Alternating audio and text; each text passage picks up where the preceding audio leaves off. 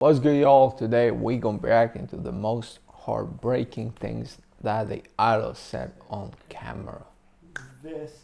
Hey guys, welcome back to kpopviral. Get ready for an emotional ride because today we're gonna shed some tears together. Here are the most heartbreaking things that idols ever said on camera. NCT. SM Entertainment chose a very special concept for the group NCT. They constantly add new members, create brand new subunits, and it looks like they even went to branch out into other parts of the world with their activities in order to make a whole new version of NCT. The boys from the band are really something. Not only do they have striking visuals, but they're so effing talented. It's hard not to stand.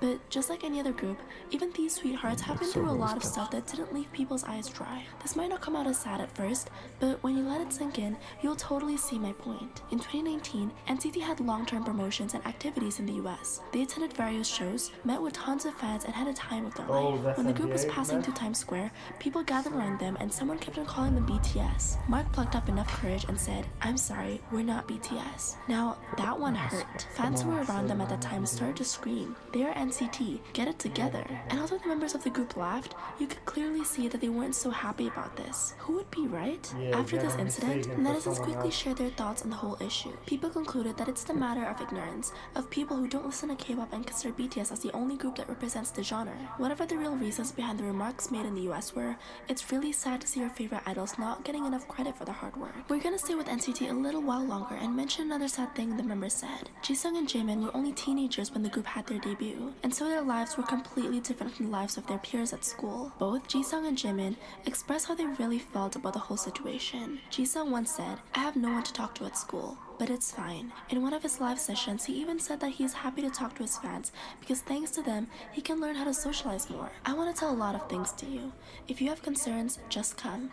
Except for my company, family, and my hyungs, I have no one to talk to. So I think I learned a lot of social skills through seasonings. But it's not all." While filming a show with Han Hyunmin, Jaemin was asked what it was like to attend school as an idol. Jaemin said that he was going to high school only for 1 year and then had to quit. He continued to talk about how he learned to make connections and friends at school, which leaves him with regrets because he couldn't attend high school. Hyunmin asked him if he meets often with his friends now, and Jaemin, without a moment hesitation, couldn't attend high school. Hyunmin asked him if he meets often with his friends now, and Jaemin, without a moment of hesitation, said, "I don't have friends. I don't have any friends beside my members." The whole thing was sad, and you can clearly see that Hyunmin didn't know what to do or say because he felt sorry for Jaemin. Their life experiences were different, and although Hyunmin had his own struggles in life, he still attended high school. Honestly, these boys deserve the world. Sully. When in October 2019, the sad news about Sully's situation hit the internet, it seemed like the whole world stopped moving for a second.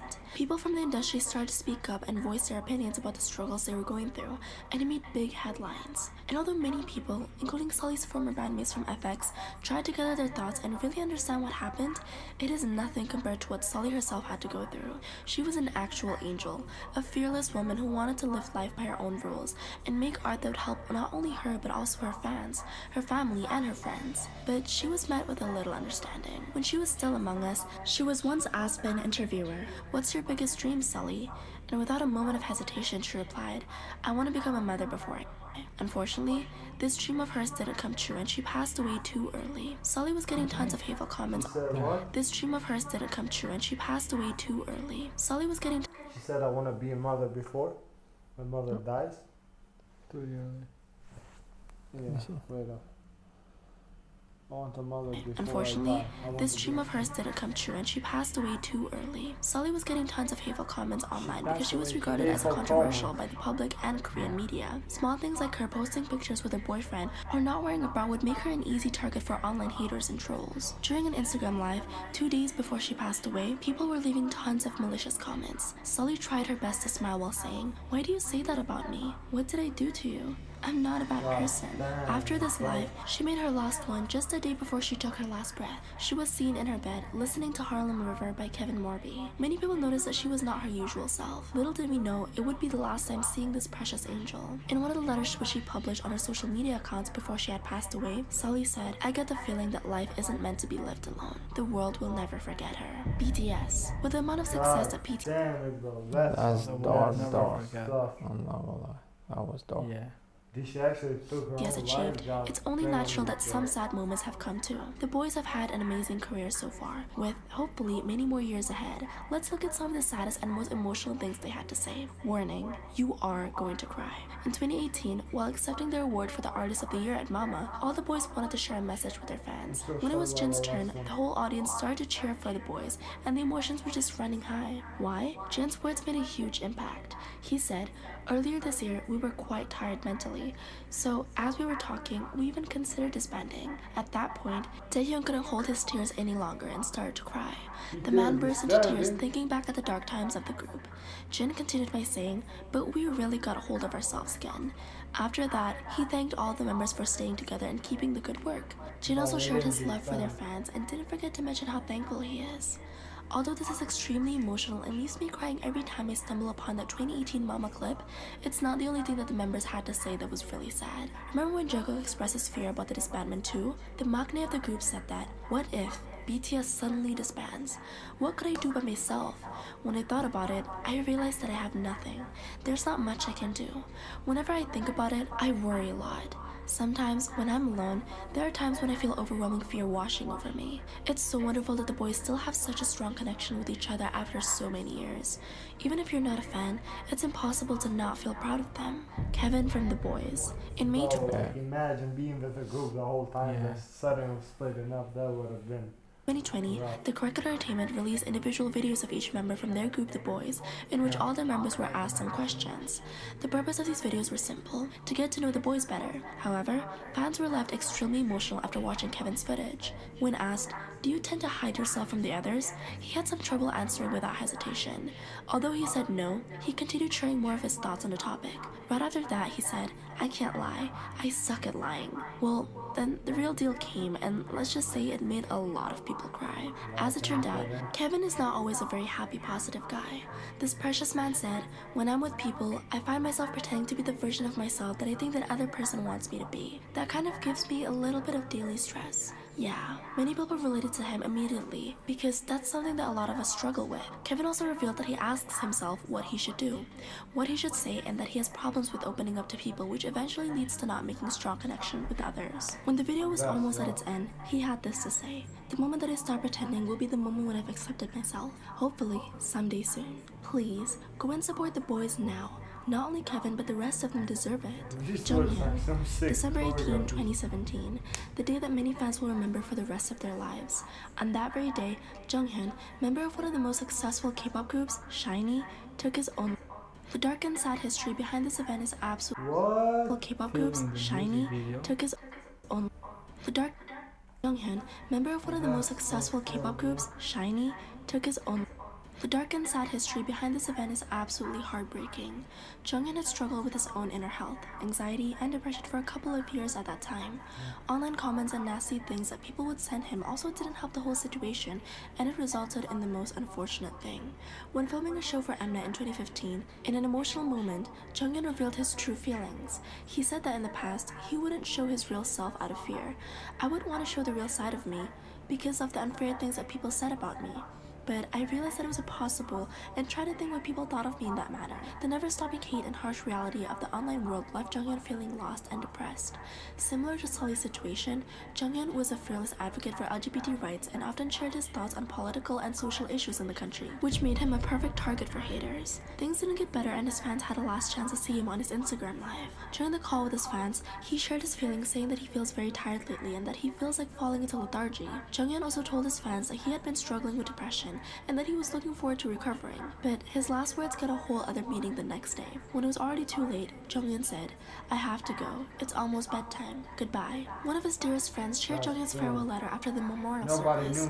Junghyun wrote that the depression got the best of him and took complete control of his whole life. However, almost at the very end of the letter, he shared one of his biggest regrets. "I guess I wasn't meant to confront the world. I guess I wasn't meant to lead a life in the public eye. That's why it was hard." Honestly, he will always be remembered. Girls' Day Hyeri. Hyeri from Girls' Day was a cast member of 2015 drama Reply in 1988. In one of the scenes, the character that she played found out that her grandmother passed away through a phone call. At first, it looks like Hyeri is just acting and doing her best to portray the real feelings of a person who has just lost a close family member. But soon after the drama aired, behind-the-scenes footage was released too. In the video from filming the exact same scene, you can see Hyeri being extremely nervous before getting into her role. As soon as her character received the phone call, she started to cry and had continued to do so even minutes after the director said cut.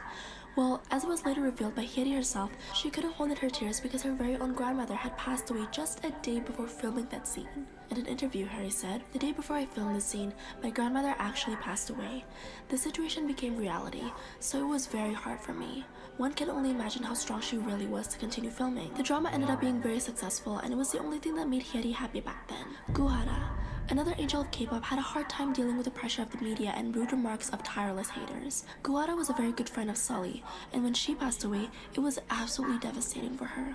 If you don't know, Guhara was a target of verbal and physical, and her ex-boyfriend threatened to ruin her career numerous times. He used to verbally torment her, and when the fight got physical, she fought back. Unfortunately, this was turned against her when the lawyers took this matter into their hands because her ex-partner said that she was the first one to pick a fight. Hara said that, "He grabbed my hair and pulled me. He pushed me with a whiteboard and threw the air purifier. I also scratched him in that process. We fought severely to the point that my body was bruised. She was the only one to apologize for her actions, but that didn't stop people from hating on her. Very few people stayed close with her, and one of those was Sully. It is unimaginable what kind of pain had they gone through." After Sully passed away, Hana went on Instagram Live where she let all of her emotions out and kept on crying. She said, "I'm sorry, Sully. I had no other choice but to say goodbye like this." During the live stream, she promised Jinri to live a happy life and work hard. But only 6 weeks after Sully passed away, the same thing happened to Guhara and was found unconscious in her own apartment. Both of them were like sisters. They supported each other and had nothing but love and understanding for one another. We can only hope that they're friends again as angels too. I know, this was one big of an emotional roller coaster, and I don't know if it's appropriate to say anything else. If you'd like part 2 or see more videos like this, let me know in the comments below. Please, spread love because the idols go through so much. Mad, bro. Just like we do. Thanks for watching. Have a nice day. They worked and really do an impact on What can you say at all, bro? That was one of the videos in K-pop. I don't know how to explain this one. It's really a lot of people out there that for them it's like tough to deal with the public and with the stuff like this, you know, like that guy that was on the group and stuff like that. The Shine group, yeah. And it's like, I think also it has to do with like being a celebrity, you know, like being an idol most definitely is not an easy thing too.